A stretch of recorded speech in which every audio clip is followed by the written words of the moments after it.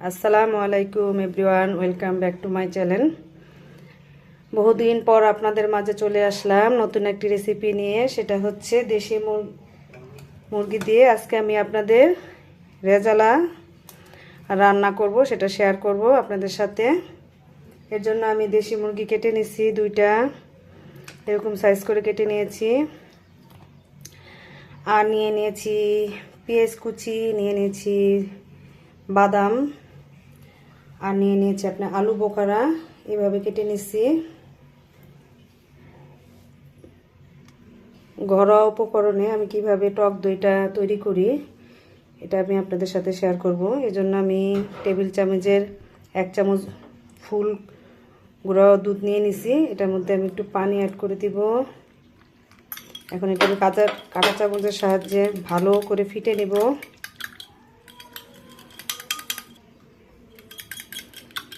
এটা ফিটে নেওয়া হয়ে গেছে।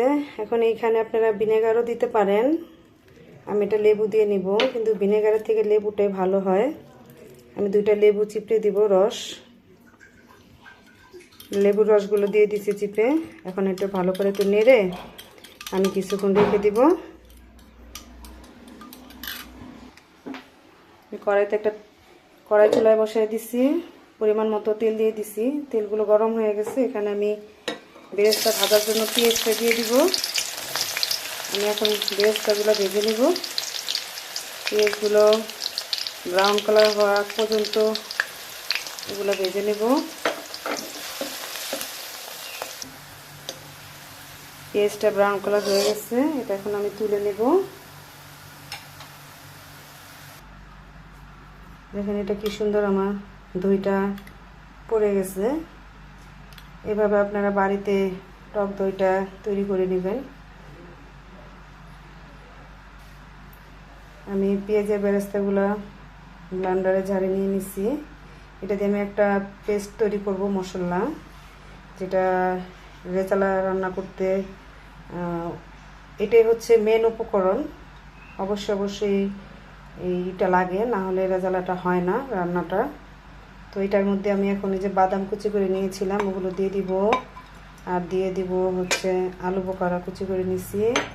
এই ক্ষেত্রে আপনারা আলু বোখারা না থাকলে কিশমিশ দিতে পারেন। আর দিয়ে দিব আমি যেই দইটা পেতে রেখেছিলাম, দইটা দিয়ে দিব পুরোটাই। দিয়ে এগুলো আমি একসাথে ব্লেন্ড করে নেব। প্রত্যেকটা উপকরণগুলো ব্লেন্ড করে নিচ্ছি। এ পর্যায়ে আমি রান্না শুরু করে দিব। আমি বেরেস্তাগুলো উঠে নিছি, ওই তেলের মধ্যে আর একটু তেল দিয়ে দিছি পরিমাণ মতো। এখানে এখন আমি পেঁয়াজ বাটাটা দিয়ে দিব। কেউ চাইলে পেঁয়াজ কুচিটাও দিতে পারেন, কিন্তু আমি বাটাটা দিয়ে রান্না করতে অভ্যস্ত। তো আমি টেবিল চামচের 2 চামচ দিয়ে দিয়েছি আপনার পেঁয়াজ বাটা। আর এখানে আদা রসুন বাটা দিয়ে দিব হচ্ছে বড় টেবিল চামচের 1 চামচ। এখন এগুলোকে আমি ভালো করে ব্রাউন কালার করে ভেজে নেব। পাশে দিয়ে দিলাম গরম মশলা,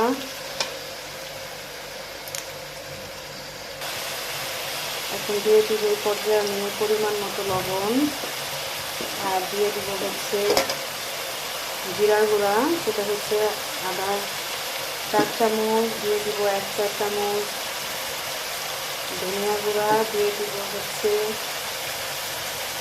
1 চা চামচ মরিচের গুঁড়া। এখানে হলুদের গুঁড়াটা দিব না, রেজালার মধ্যে হলুদের গুঁড়াটা দিতে হয় না, মরিচের গুঁড়াটা দিয়ে রান্না করতে হয়। এই পদ্ধতিটা আমি ভালো করে একটু কষিয়ে নেব। সব মশলাগুলো ভালো করে ভেজে নিচ্ছি তেলের মধ্যে।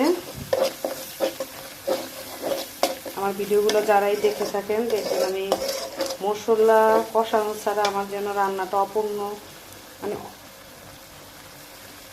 এক কথা হচ্ছে যে বেশিরভাগ তরকারি বা যাই রান্না করি না কেন আমি এই মশলাটা ভালো করে তেলের মধ্যে একটু ভেজে নিই, তাহলে আমার কাছে মনে হয় যে তরকারির কালারটা, স্বাদটা অনেকটাই বেড়ে যায়। আপনারা অবশ্যই ট্রাই করে দেখবেন। এখানে আমি একটু পরিমাণ মতো পানি দিয়ে দিলাম। এখন আর একটু ভালো করে কষিয়ে নেব। মশলাটা থেকে তেলটা ছেড়ে দিচ্ছে দেখেন। এই পর্যায়ে আমি যেই পেস্টটা তৈরি করে রেখেছিলাম ব্লেন্ডারে, ওটা দিয়ে দিব।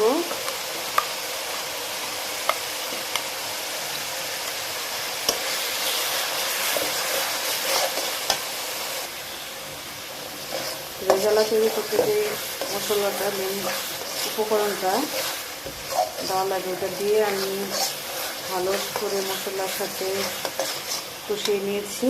এই পর্যায়ে আমি চিকেনগুলো দিয়ে দিব, দিয়ে ভালো করে এটা একটু কষিয়ে নিব। তারপরে আমি লো হিট দিয়ে এটা ঢেকে ঢেকে রান্না করব। যেহেতু এটা আমার দেশি মুরগি, এটা আমার রান্না করতে বেশ কিছু সময় লাগবে। যেটা আপনারা ফার্মের মোরগ কিংবা কক মোরগ দিয়ে রান্না করেন লেয়ারটা দিয়ে, সেক্ষেত্রে অতি জলদি হয়ে যাবে অল্প জালেই। আমার এটাকে এখন আমি লো হিটে ঢেকে দিব।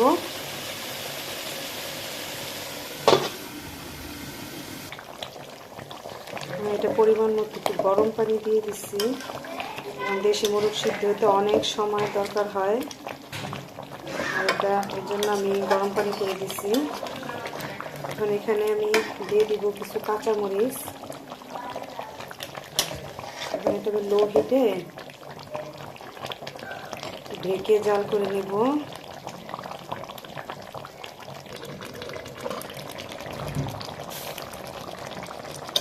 রেজালাটা তৈরি করা হয়ে গেছে। এখন এই পর্যায়ে আমি 1 চামচ ঘি দিয়ে দিব। ঘি অ্যাড করে দিলাম। ঘিটা দিলে কি হয়, স্মেলটা খুবই সুন্দর আসে। অলমোস্ট আমার মুরগির রেজালাটা তৈরি হয়ে গেছে, রান্না করা শেষ। এখন এটা আমি চুলার জালটা অফ করে দিব।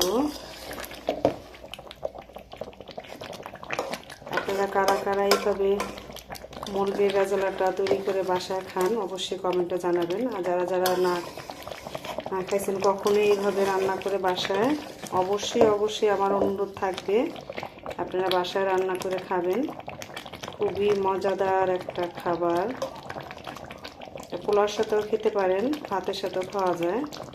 বাচ্চারা খুব পছন্দ করে এই খাবারটা।